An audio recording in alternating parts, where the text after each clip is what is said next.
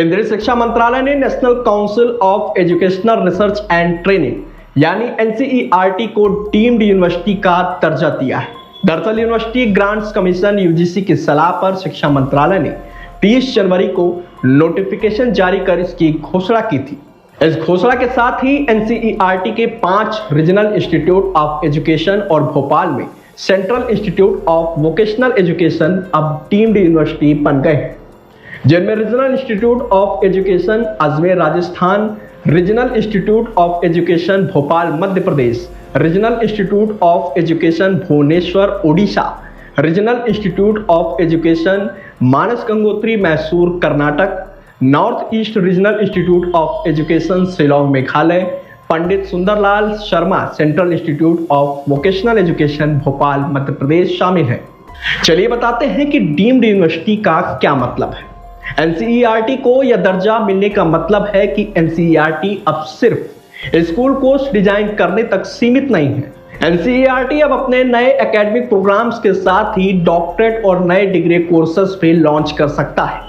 Universities के अलावा higher education के स्पेशलाइज्ड इंस्टीट्यूट्स को केंद्र सरकार यूजीसी की सलाह पर डीम्ड टू बी यूनिवर्सिटी का दर्जा देती है। ऐसे में अब एनसीईआरटी खुद का अलग एडमिशन प्रोसेस तय कर सकता है, खुद का सिलेबस तय कर सकता है, खुद एग्जाम कंडक्ट करवा सकता है, खुद स्टूडेंट्स को डिग्री दे सकता है। बता दें कि एनसीईआरटी एक ऑटोनोमस बॉडी है जिसे 1 सितंबर 1961 को भारत सरकार ने सेंट्रल और स्टेट गवर्नमेंट्स को एकेडमिक और स्कूल से जुड़े मुद्दों पर सलाह देने और गाइड करने के लिए बनाया था।